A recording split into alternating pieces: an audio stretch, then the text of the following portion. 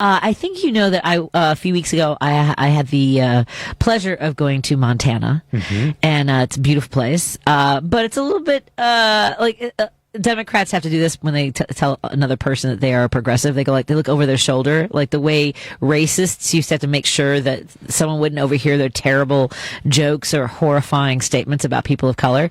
That's how people that are progressives in Montana, they're like, I'm a progressive. So we have a candidate, a Senate candidate, Tim Sheehy, who criticizes student loan borrowers, and yet another example of someone saying, "Shame on you for taking advantage of the system and not understanding things." But I'm going to go ahead and take this almost $800,000. If you don't mind. Yeah. So we published this morning on Heartland Signal. Richard Eberwein, one of our reporters, uncovered this. So Sheehy is running for the Senate seat in Montana. He's a leading GOP contender out there. If I had to bet, I think he has a good chance of being the nominee. And he's someone who, when the Biden administration announced their student loan forgiveness program, just up in arms, said, quote, take a loan, pay it back. That was like one thing. You take a loan, you pay it back. Well, surprise, surprise. Tim Sheehy is the CEO of a company, Bridger Aerospace, that took a nearly $800,000 PPP loan during the COVID pandemic. And guess what? He didn't pay it back. Yeah. Take a loan, pay it back. Yeah. Tim? It's in his tweet, yeah. Merit and character over color of your skin in a tweet. Protect free speech. Take a loan, pay it back. I want to know, I guess the loan forgiveness thing, and maybe because I did get a independent contractor's loan from the government and a very reasonable payback that I think I understood. See, that's the problem. Is a lot of people like me are like, oh, this sounds like a great idea. And, sorry, go ahead. But those were only for payroll, right? So I don't have a payroll. I'm an independent contractor. So for small businesses, I qualified for about $12,000 to I bought equipment for my basement to do Zoom interviews and do all these different things to try to figure out a way to keep my career going. I was doing comedy shows in my basement, folks. Right. So I was trying to figure out ways to keep my career going. Pivot to TikTok. I never did that very well. I didn't do it well. I have 6 videos up, and I'm like, I should probably get more up. But the thing is that folks like me, some people didn't even realize they qualify. You have to apply for the loan forgiveness. So it wasn't just it was automatically forgiven. You had to say, oh yeah, no, I want you to forgive this. So he took a loan out and wanted it forgiven. Right. Okay. And the big issue is not that he used the PPP program. That's fine. It's the hypocrisy of making such blanket statements that it's like, if you ever take a loan, you must pay it back. It's always getting the based on merit, not the color of your skin. Yeah. It is these broad, universal broadsides that Republicans love throwing out, and they can't live up to their own standard. No, not at all. And I'm sorry, I'm just still reeling over the Miles Taylor thing, and I didn't realize who he was and all that crap. And then it's just just constant piling on of crapola. Yeah. I don't even know any other way. It's nonstop with Marjorie Trader Green showing pictures of Biden. Oh my God. I mean, and I felt icky when people were like, well, look, Melania was, posed naked and things like that. And I was like, let's not shame her. Right. But that's the thing. We are always like, oh, let's not do that. Yeah. And I still feel good about not having done that. Yeah. And Lauren Boebert, I almost swear, when someone gave her the pin of the little girl's shoes, the green Converse. It was the only way they identified her body. Yeah. She took it and looked at it and just tossed it in the garbage. They're such garbage people, to quote Stephanie Miller this morning. Yes. It's just, it's just utter disrespect. And then at the same time, I mean, the Marjorie Taylor Greene at that committee hearing, someone should have said, this is disgusting. You know what I mean? And I applaud a bunch of Democrats on that panel because they did a very good job questioning these so-called IRS whistleblowers. They did a very good job, but someone needed to say, this is disgusting. Yeah. It is. I mean, Robert Garcia, congressman from California, came maybe the closest by saying, you have no receipts, you have no proof.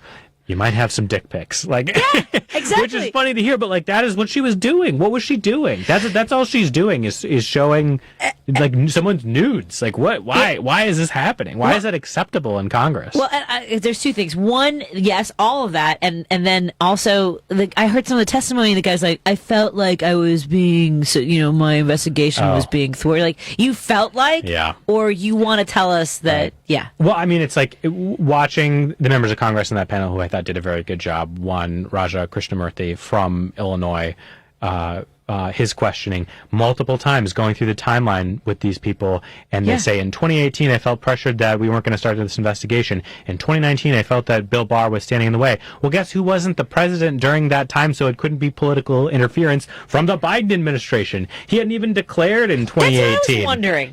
I mean, like, you're mad at Bill Barr. Fine, go complain about these Trump appointees. You're mad about U.S. Attorney David Weiss. Guess what? He's a Trump appointee. And the point that Krishnamurthy made as well is, okay, sometimes there is tension between the investigators and the prosecutors. Yeah. But you know what? Those are two different groups of people who make different decisions. So you don't agree with everything the prosecutors have decided to do.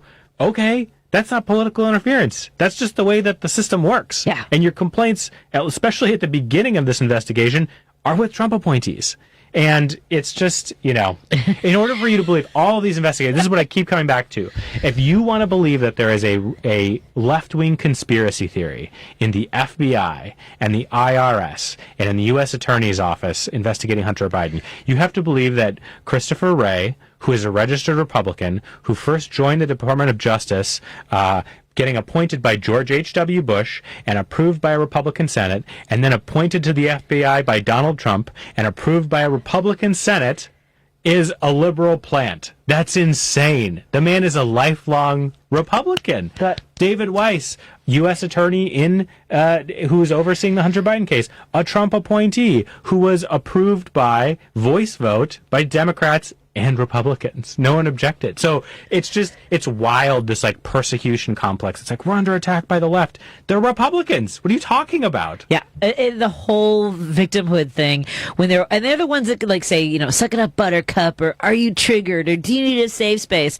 These folks need a hell of a lot of safe space because they're like, oh, we're under attack. Oh my God. It's absolute madness. We got to check in with our friend Dan Schaefer from the Recombobulation area. Let's take a break here and we'll come back and take his call, especially because I can't see anything. I can't click on the...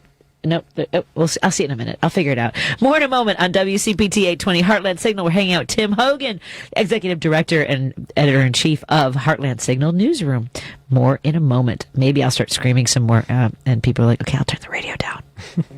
Hey, Chicago, I'm Rick Smith, host of The Rick Smith Show, and I want to hear from you every weeknight from 8 to 10 p.m. right here on WCPT AM 820. Call in and be heard as we focus on the issues most important to working America. The Rick Smith Show, where working people come to talk. Weeknights, 8 to 10 p.m. right here on WCPT AM 820, home of Chicago's progressive talk. DQ presents How to Fancy Up Any Occasion. Step 1, grab the caramel fudge cheesecake blizzard from DQ. Step 2, break out your fanciest sweatpants and park yourself in your comfiest chair. Step 3, kick back and bask in the luxury of salted caramel, rich fudge, and decadent cheesecake pieces blended in world-famous DQ soft serve. Fancy? Achieved. No formal wear required. DQ. Happy tastes good. Because facts matter. You are listening to WCPT 820.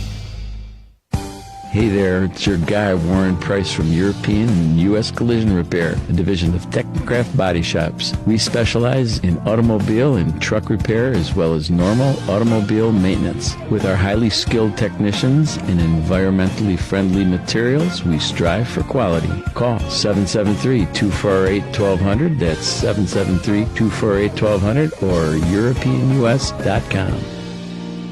You're listening to Driving It Home with Patti Vasquez. In your communities, in Chicago. On WCPT 820.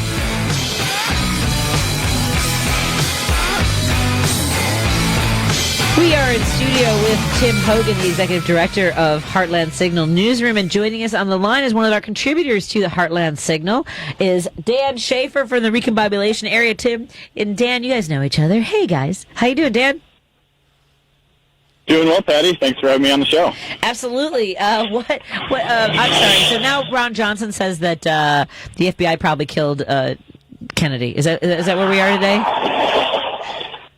So we're starting today with our weekly segment on what crazy thing Ron Johnson said today. Is that what we're starting with? Yeah. Dan, I actually have a question We for gotta you. brand this somehow. We gotta have some sort of like official, Ron Johnson 5 minutes of talk here.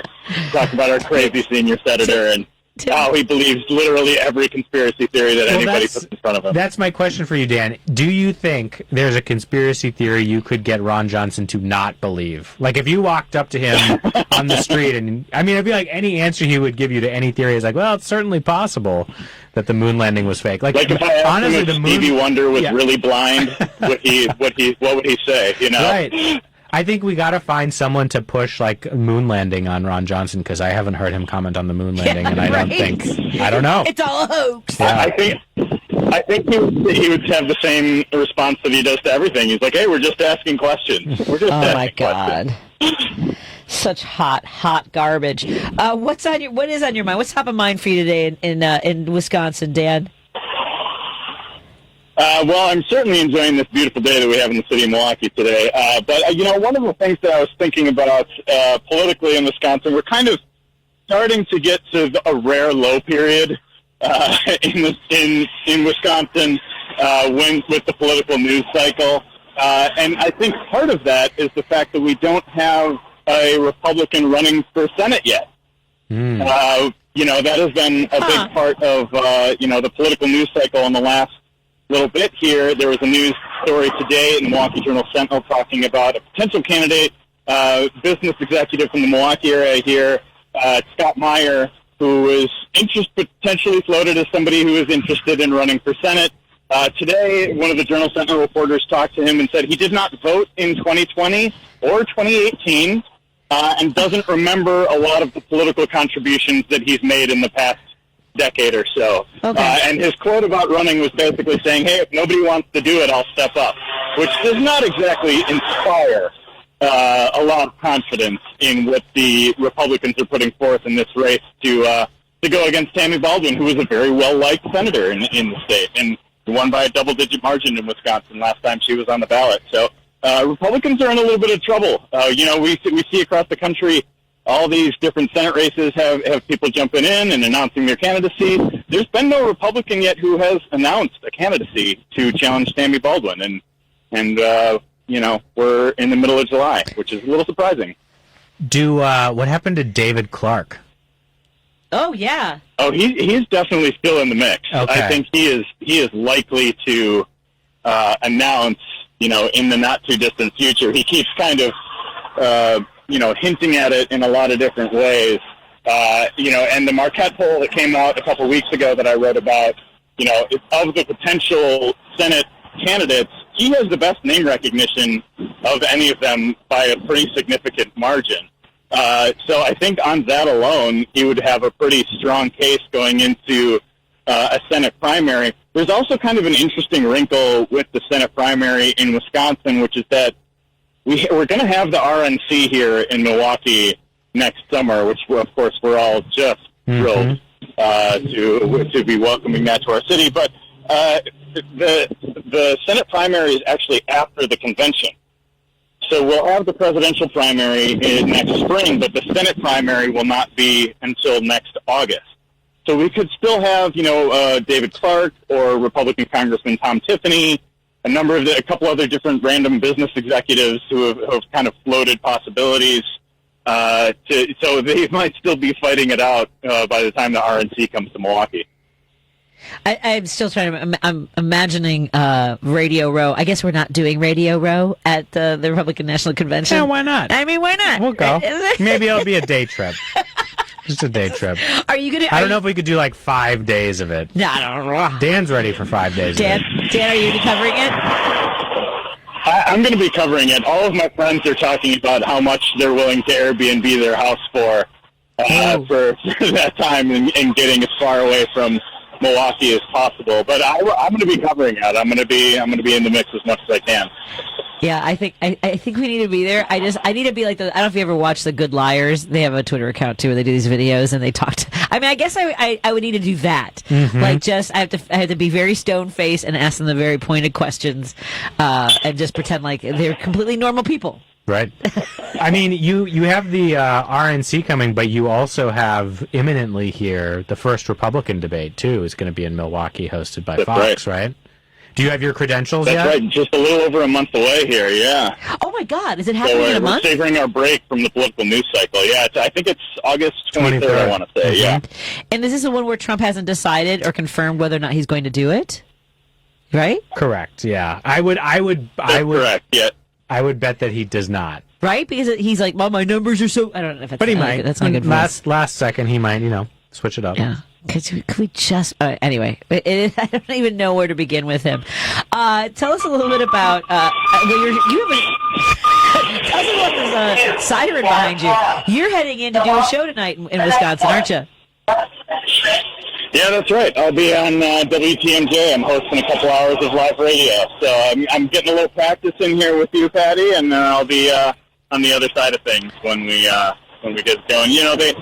This is the station that carries the Milwaukee Brewers. The Milwaukee Brewers had a day game today, so they occasionally bring me in for the nights where they need somebody to fill in for. So excited to be talking to some folks there. I'm going to be talking to Jeff Mandel, who is a attorney who might be bringing some cases before our new liberal majority on the Wisconsin Supreme Court, which is now less than 2 weeks away from becoming a reality. Janet Protasiewicz will be sworn in on, I believe it's Tuesday, August 1st.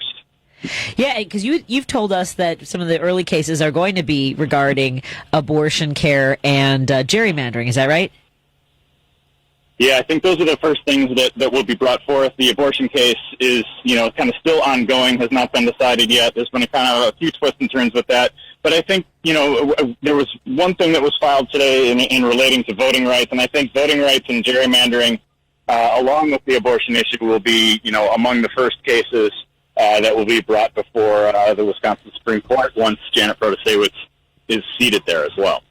I'm excited. I'm very, very excited. And it's a lot going on. By the way, I don't know if you're following what's happening in Minocqua. Our friend Kirk Bangstead they're trying to shut him down up there. They've demanded that he have enclosure for his dumpster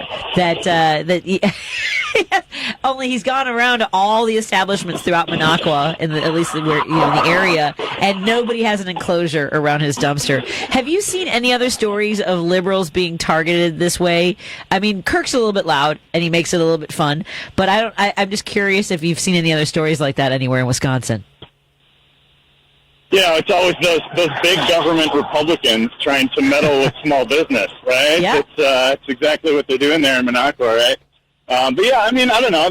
From time to time, you'll hear certain things like that for sure. Yeah, and I just think, in and around Milwaukee, we see our fair share of that with Republicans meddling in all sorts of things. And in recent legislation in Milwaukee, we had a civilian-controlled fire and police commission that the Republicans gutted authority from, and now a number of the people on that commission are resigning in protest. So, the Republicans like to say that they're party of local control, party of small business, don't want to get in anybody's way. But, when somebody doesn't agree with them, they always seem to want to get into the mix there, don't they? I feel like we should do some investigative reporting on what's happening in Minocqua. With this dumpster. But they're having a rally tomorrow. It's a 5-hour drive. At the dumpster? At the dumpster. Well, the dumpster is part of the facility. Sorry, the dumpster is not the relevant site here. It's just, right. It's the attempts at the shutdown.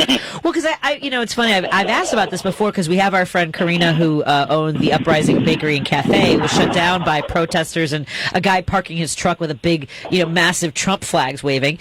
And in my household, I have a very smart son who is like, well, it's freedom of speech. Like, you can't. I mean, I guess targeting a business politically, it doesn't matter. It's just I don't understand how that's possible.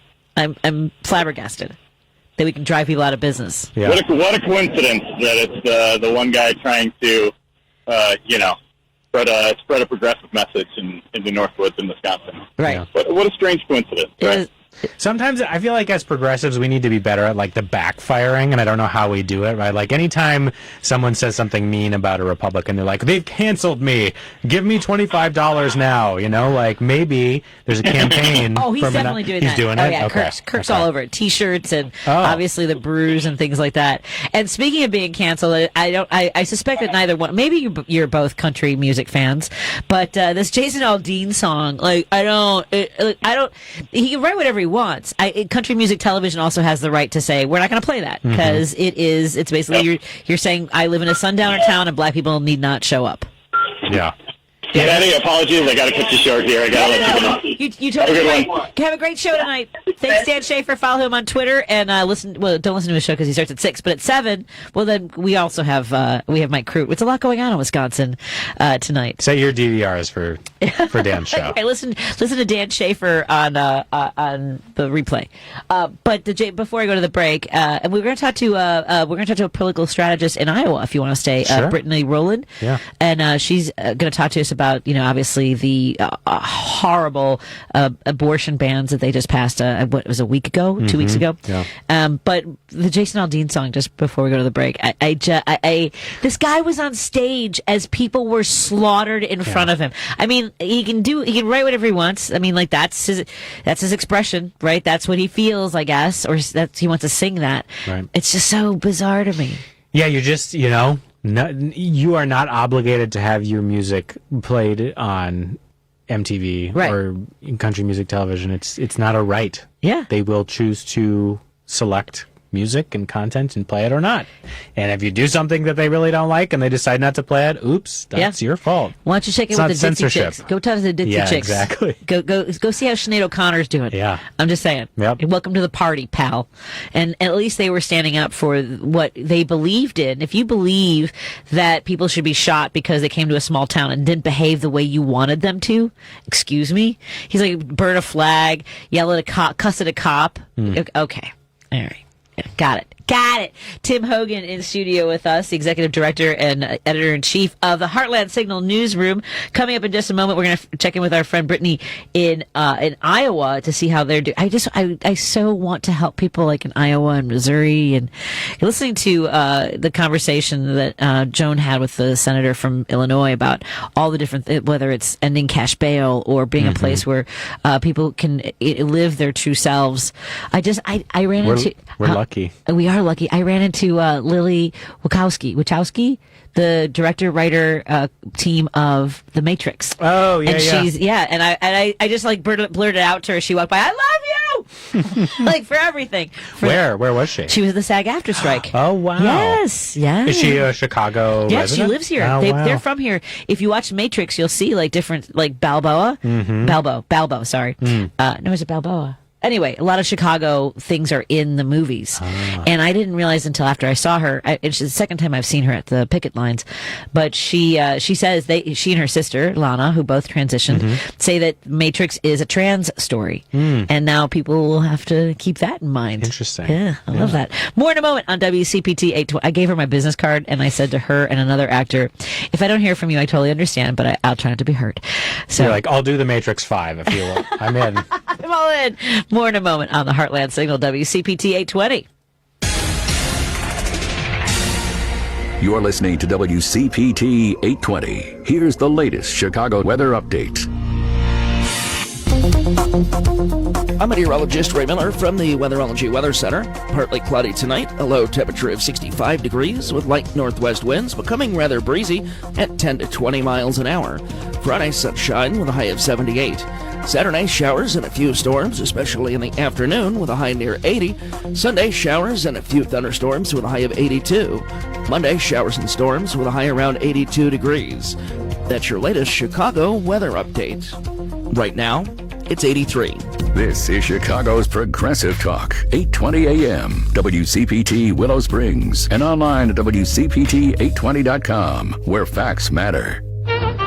Around the Town Chicago with Al Besloff. The people in the audience were mostly, I would say, people in their 50s and up. There were some young people, and at intermission, I asked this young kid, I think he was probably 19 or 20, what he felt. He said, "This was cool. All these old people are wrapped up in one." It's amazing when you get the young person's perspective, Well, it's a lot different, and they don't know half the things that we know. Sunday afternoons at 2 on WCPT 820. If you're hiring, it can feel like you're trying to find a needle in a haystack. You can hope the right person comes along, or you can just use ZipRecruiter. And now you can try it for free at ZipRecruiter.com/free. In fact, ZipRecruiter has helped a lot of business owners find their needle in a haystack, like Marco, president of operations at Telly Tires and Auto Centers. Because Telly Tires has grown a lot in the last few years, Marco needed to hire everyone from a receptionist to a store manager to a head mechanic. ZipRecruiter helps me find all the right people, even the most difficult jobs to fill. ZipRecruiter helps me keep my business running. Take it from Marco and millions of other businesses who've used ZipRecruiter. ZipRecruiter can help you find the needle in the haystack. See why 4 out of 5 employers who post a job on ZipRecruiter get a quality candidate within the first day. And right now, you can try ZipRecruiter for free. That's right, free. At ZipRecruiter.com/free. That's ZipRecruiter.com/FREE. ZipRecruiter.com/free. ZipRecruiter, the smartest way to hire. Hey Google, play WCPT. Streaming Chicago's progressive talk from TuneIn. Hi, folks. I'm Kirk Bankstead from the Minocqua Brewing Company, and I sell Choice Hard Seltzer, an all-natural grapefruit and lime-flavored booze that you can enjoy for only 100 calories a can. A percentage of the proceeds of each can sold goes to reproductive rights groups in the Chicagoland area. Enjoy a light, refreshing hard seltzer and support reproductive freedom at the same time. Now available at Provisions Uptown Chicago and R&J Wine and Spirits in Glenview, as well as Eastside Cafe, Coffee and Wine Bar in East Dundee, where Kate is serving up smiles. And drink responsibly. You're listening to Driving It Home with Patti Vasquez. In your communities in Chicago. On WCPT 820. Well, this is kind of exciting. I have 2 campaign strategists with me. I have Tim Hogan, and we got, hold on. We got Brittany Rulin on the line with us from Iowa. How's it going, Brittany? It's going well. The weather's nice today, so we're enjoying it. Outside. You're on the line with Tim Hogan, who is also a campaign strategist. Both of you are grassroots activists and trying to get folks involved and engaged. We've watched what happened in Iowa. We saw there was one woman, because you and I haven't talked since then, a black woman who had recently moved to Iowa, who was talking about how the stupid state and these ridiculous legislators. Yes. Yeah, she was fantastic. And I know that you guys knew that it was going to be for naught, but it was valiant and it was incredible energy that was coming out of the Iowa Capitol. Tell us a little bit about what you saw that day. Yeah, so I got to see Felicia, was her name, in person, and I mean, jaws were on the floor. I personally, if she's listening right now, I really want you to run for office. She really needs to have her voice up there. And it was really inspiring, and we've fired up a lot of people. It was an incredible day. We saw a little bit of a turnout for pro-life opposition. We expected that. There was a couple of very contentious moments where, people were in each other's faces and fights were going on. Of course, there was a lot of media there, and, national news was covering all of this, and at the end of the day, we had so many people show up in opposition to this legislation. We had 1,025 people sign up to speak out in public comment. Wow. Against this legislation, and we only had 34 people sign up in favor of it. And if that doesn't tell you right there that this is just a power grab from Kim Reynolds, this is, with the people have spoken just by that right there. So it was a really incredible day. It was empowering. I was there till midnight when the Senate adjourned, and some of the legislators, only the male ones, asked to be escorted to their cars because they didn't feel safe because we were still there and saying that this was not acceptable. And we were very respectful. So it was interesting that male legislators felt like they were being threatened because they just took away women's rights. So yeah, it was quite a day. As I cognizant, I'm saying this as a man, but I don't know, maybe welcome to the culture you've whipped up for those lines, for those rallies that, anti-choice groups hold outside of Planned Parenthoods. Yeah. Welcome to that reality, male legislators of the Iowa legislature. Come on. Yep, I 100% agree. Cowards. That's the only thing I have to say about it. And also afraid to walk to your car alone. I wonder who feels like that all the time. Exactly. Yeah. We've lived with that our whole life. Yeah. Yeah. Do you walk with your keys between your knuckles sometimes if you really feel like you're in danger? I do. Yep. I do, and I taught my daughter to do the same thing. See, that's the strangest thing that we have to do that. Anyway, now is the Supreme? Is there a block on this ban? I'm trying to figure. I can't keep track of all the states where like courts are like, we're going to put an injunction on this. Has that happened in Iowa yet? Yes. So the ACLU of Iowa challenged it immediately. The next day, Governor Kim Reynolds came up for a photo op at midnight with her. Amy Sinclair, the state Senate president, who, let's remember, couldn't even answer most of the questions she was being asked and turned down amendments to still cover, having abortion being legal for incest or rape and for children the age of 10 to 12. So a really stellar person to be leading the Senate there. So she got her photo op, and then the very next morning, the ACLU of Iowa challenged it, and there's an injunction in place as of right now. Thank God. Well, at least, I know that's happened in a few places. Unfortunately, it happened in Wisconsin where there was an injunction, but then they also were able to elect a Supreme Court justice who will hopefully now rectify the appalling legislation there. What are some of the things that, I don't even, you have so many things going on at once. What are you focused on right now? So, we did see in the news just today that Kim Reynolds is putting pressure on the judicial system now. There was something with funding, and I'm still trying to understand what's going on. But she's trying to reallocate funding away from some of these judges now because she's not happy with the outcome. So she's clearly really focused on her government reorganization plan, which is trying to kneecap our state auditor, Rob Sands. And so she really got on that today and did a press conference yesterday and is really honing in on that to try to make sure that the courts are not able to actually stop this ban.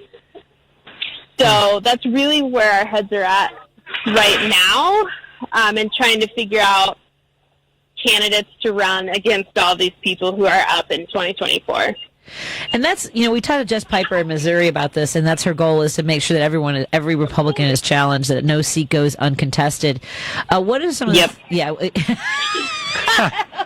Yep. I love that. That was like from your soul. That was like from the soul of all Democrats in Iowa. Yep. Call me if you want to run. It's so funny because I just got while we're talking, I got a text from somebody because I live near a district that is the only Republican seat left in this area for the House of Representatives. So it's a complete flip side of what we're talking about in Iowa. And so you mentioned that the woman who spoke, call me. Are you going to reach out to women like her and say, hey, we would love to have, where are you? Where are you in life? Is this something you would consider? Is that how you recruit candidates? Yes. So I actually already have been trying to find a way to reach out to her specifically because she would be an amazing candidate. And so if anybody knows her, I can't find her on social media, which I respect if she doesn't want to be on social media, but I need to figure out a way to connect with her. Anybody like that. We'll do some digging here because we were watching that testimony and people giving public comment, and hers is the one that we saw. One of them that we saw that we were like, this absolutely needs to be out there. And we'll dig through our mentions on social, see if anyone has said anything or any leads, but we'll help. Yeah, that sounds great. And so, and she, I believe, she said she had moved to, was it Des Moines was where she had moved? Yeah, she was in the Des Moines, like the central Iowa area. So we had a lot of people even travel from northwest Iowa for that. I mean, we had people from all over the state show up, which was really incredible to see that happen so quickly. Because it was a special session, so. It's just right. One, it was a special session, so it wasn't even something that you could do all that amount of planning ahead of time. But also, I mean, looking at this and looking at things like Tuberville and other places around the country where no reason breaks through the complete madness, the obsession with controlling women's bodies. I don't even know how you could be in that building and just not want to just scream the whole time. I mean, I know people were literally, yeah. We knew that it was going to pass, right? I mean, when they were pushing down every amendment for every little thing, the Democratic senators did an incredible job of making sure that they did not make it easy for them. And, it was a lot of emotion when it did pass. There was a lot of us still up in the gallery. Obviously, I worked enough up there with people and stuff that I can't really get rowdy when it happens because you are removed by state troopers, but they had state troopers there the second that we got there, and I figured it was going to get a little contentious, as it should. I mean, we're being stripped of our rights, and I think people should be loud about it. So there was people that had to be escorted out by police, and they had to put hands on a couple people to get them to actually leave. And the Democratic senators again did an amazing job of telling people's stories and what we're really going to be facing here. To just a complete stoic Republicans, some of whom were just sitting on the sidelines, laughing, texting the entire time for hours as we have women weeping in the gallery because they're so devastated by this.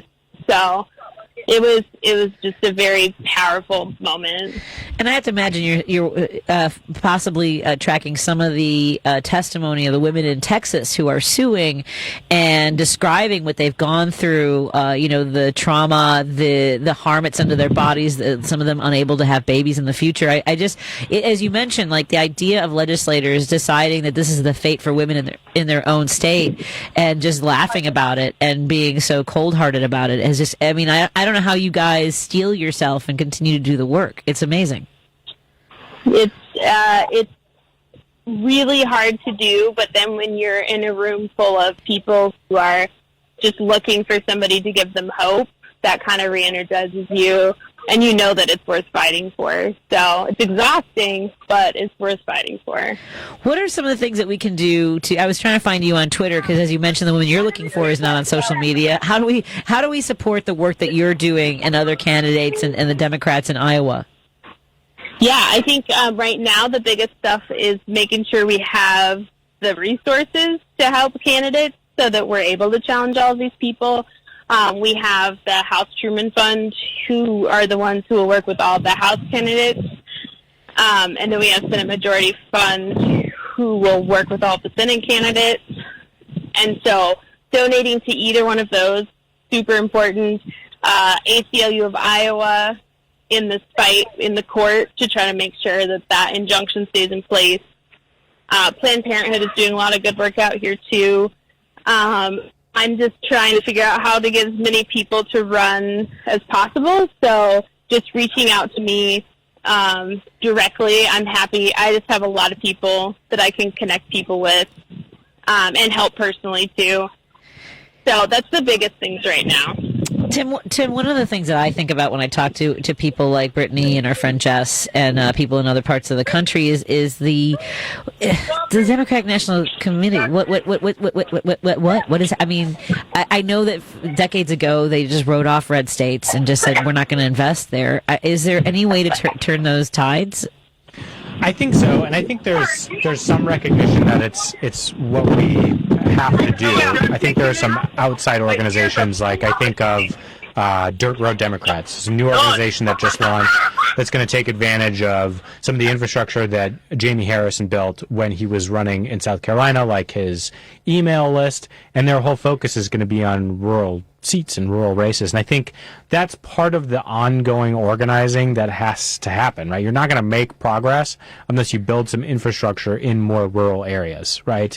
And if you have an organization that's just focused on every 4 years, the presidential cycle, right, or the campaigns themselves. I mean, they can't do it. And so what's hard about it is, so what's the hub for these rural races when everyone tries to like squeeze and maximize every dollar on races that are so-called targeted or frontline races?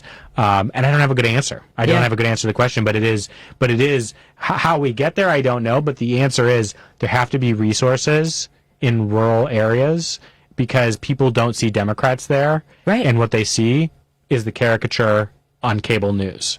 And if you can't make that association that my local state representative, my state senator, councilman, whatever, dog catcher who's elected in a partisan race and is a Democrat, that doesn't happen. But if you don't see that person in your community, you can't associate with them. And that's the work that Brittany's doing. Oh my God, this is such a weird, vicious cycle, isn't it, Brittany? It is, and I completely agree with what he was just saying.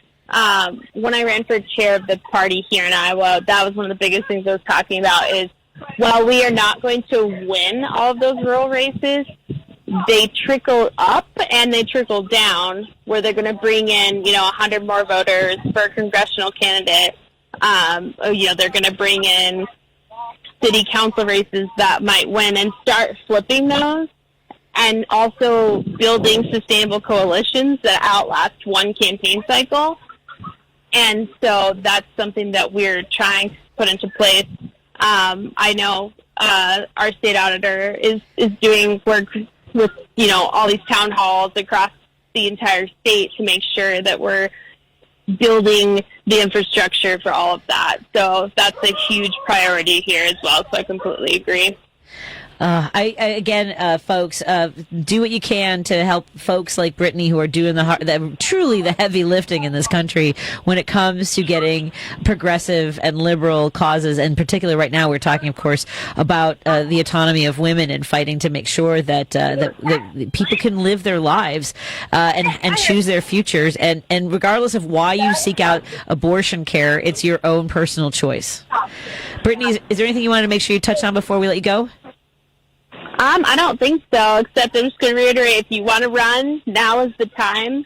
We need everyday people. We don't need more career politicians, and that's how we're going to change the tide here. So don't hesitate to reach out, just at Brittany_Ruland on Twitter. Thank you so much, Brittany. Have a great rest of your evening, and have a wonderful weekend. We'll talk to you again soon. Thank you. Thank you. Have a good night. Brittany. Thank you. Let's take a break here, and we'll come back and continue our conversation on WCPT 820 Heartland Signal. If you want to join us, you can always call or text 773-763-9278. Tim Hogan, our Executive Director and Editor-in-Chief, joins us in studio, and we'll continue in a moment on the Heartland Signal. A Better Life with Dr. Sanjay Gupta. I get this question a lot. What is the best time of day to exercise? Well, the answer? The time that you're most likely to get it in. For me, I like first thing in the morning before anything in my work or home life pops up that would scrap my workout. It's not easy to get motivated bright and early when my alarm goes off, but I've made it a habit, more days a week than not. I also lay out my workout clothes on my bathroom sink the night before, so I don't have to do any thinking before my blood is pumping. All that said, if you're one of the nearly 40 million Americans with type 2 diabetes, a new study out of Brigham and Women's Hospital finds you should exercise in the afternoon instead of the morning to better manage your blood sugar. Of course, your overall diet's going to be what's most important. And don't forget about getting enough quality sleep as well. Might be hard to believe, but that can also impact your blood sugar. I'm Dr. Sanjay Gupta, helping you live a better life. DQ presents How to fancy up any occasion. Step 1, grab the caramel fudge cheesecake blizzard from DQ. Step 2, break out your fanciest sweatpants and park yourself in your comfiest chair. Step 3, kick back and bask in the luxury of salted caramel, rich fudge, and decadent cheesecake pieces blended in world-famous DQ soft serve. Fancy? Achieved. No formal wear required. DQ. Happy tastes good. Angie's List is now Angie, and we've heard a lot of theories about why. I thought it was an eco move. Fewer words, less paper. No, it was so you could say it faster. No, it's to be more iconic. Must be a tech thing. But those aren't quite right. It's because now you can compare upfront prices, book a service instantly, and even get your project handled from start to finish. Sounds easy. It is, and it makes us so much more than just a list. Get started at Angie.com. That's WCPT 820, Chicago's progressive talk, where facts matter. Driving it home with Patti Vasquez. In your communities, in Chicago. On WCPT 820. Joining me in studio is Tim Hogan, the mastermind behind the Heartland Signal newsroom, and we were just talking about the last Republican seat in the city of Chicago for the House of Representatives, and it's one of those things. I think Speaker Madigan, before he was asked to leave his seat, was trying to win that over. I mean, it seems I get it. We want to keep winning as many seats as possible, but we're doing pretty well in Illinois when you hear what's going on in other places like Iowa, Missouri, everywhere else. Right. Pretty much it seems what's the count in the Illinois Assembly right now? All I know is I believe it's a super duper majority. It looks like 78 to 39. Yeah. Would you say it's super duper? The super duper majority. Super duper. Yeah. Pretty stellar. It is. But you know what? We could make it 79. We could absolutely make it 79. So now I got to put my thinking cap on, but I don't know who that would be. Yeah. And yes, the representative of the 20th district is also the mayor of Rosemont. That's so weird to me. I've never I've encountered, I feel like, a lot of weird political things. I know, in 2020, it was the first time I was awakened to Senator Cory Booker from New Jersey is running for both re-election as senator and for president. He can be on the ballot for both at the same time. So it depends, I guess. But if he was elected president, he would also not be the senator from New Jersey. You would hope, right? That would be a strange. But this person is the mayor of Rosemont and a state representative. There's something else that's going to make you. It's going to be even weirder for you. But his family, his father apparently was also the mayor of. His father wasn't apparently the mayor of Rosemont. He was the mayor of Rosemont, and apparently. Nope, also not apparently. Was a collector of these. What are these tchotchke, like the China little statues from like Germany? A Himmel. Oh, okay. So there's a whole shop. Oh. But it's not like you can buy. It's just to see. I'm sorry. It's a Himmel shop in Rosemont. I'm Googling this right now. I want to go visit it. You want to go visit the Himmel shop? Okay, so I'm using the right word for that, right? All right, I don't know. I Googled Himmel shop Rosemont, and I have the 10 best German delivery food services near us. I don't know. What are the little shops? There's a little shop that has all these little China figures. Does I feel like, right? Okay, maybe did I dream it? Yeah. I want to say, I think... This is a word that just came up on my Google search here. I think it's called Schmuck in German. I think it's that's what it's called. Is it a Hummel? Are they Hummels now? Rosemont Chamber and Hummel Museum moving to New Village. Hummel. I've been corrected. Okay. Hummel Museum. Yes, I see it. What's the difference between the a Hummel Museum and of Hummels? What's the difference between a Hummel and a Himmel? I'm sure someone's going to tell us. Well, there are porcelain Hummel figurines and there are wood carvings, it looks like. Okay. This is free advertising for the Rosemont Hummel. If you're listening to us, oh my gosh, I'm looking at a picture of this. I mean, this is extravagant. It's a bit, I don't know. It's a lot. I went in there. I've got in there. It's the world's largest public display. Yes. Oh, wow. They don't charge anything. So the former mayor helped build this. Well, he was his collection. This is his collection. Yes. Got it. And so the current mayor is the heir. Yes, of the Hummels. When he leaves office, he'll inherit the Hummels. Yes. Donald E. Stevens discovered Hummels in the 1960s when he took his son on a trip to Europe and promptly became a collector. Mm. So, I'm sorry, I shouldn't be... It's just Okay, yeah. In the category of like things I haven't heard before, I did not. But, you know, not on your bingo card. No, not on my bingo card. Yes, it's community investment. Yeah. You know, it's all the. I wonder if there was ever any money that went to the Hummel shop that was like earmarked, and people were like, "That's off the There's air. some Hummel corruption." Let's talk off the air. Okay. About Okay. I don't know if it's about the Hummels, but I'm just saying. Yeah. Oh my God. Are you? Do you have to head out? Yeah. Okay. Yeah. Before you go, then, what are some of the things that you'd like to talk about on your way out the door, as far as what you're watching and anticipating? Well, I would say next week we're doing a story that I would be on the lookout for about the successes in Minnesota, and I think rightfully so. Governor Tim Walz, legislators, they get a lot of credit for what happened. But, you know, there are a couple organizations on the ground, grassroots organizations, that since 2014 have really said, this is how, if we win and have a state Senate majority and a state House majority and the governor, this is what we need to do. And they spent a decade planning out how to do it, and they executed it, and they are a big reason why there was such a successful session in Minnesota. Obviously, the legislators matter, but these folks, I mean, it's an interesting story, and I'm going to come on and talk about it, and we should bring them on the air. Yes, please. I had Senator Erin Murphy on last week, so yeah, I could see the fierceness in her eyes and what they executed over the last decade, and she talked a lot about that. So looking forward to that. Awesome. Have a great evening. Follow Tim Hogan on Twitter. You can follow him himself, Tim Hogan, and of course Heartland Signal. Don't miss a single one of the stories that they are following. More after this on WCPT 820 Heartland Signal. Thank you, Tim. Thank you.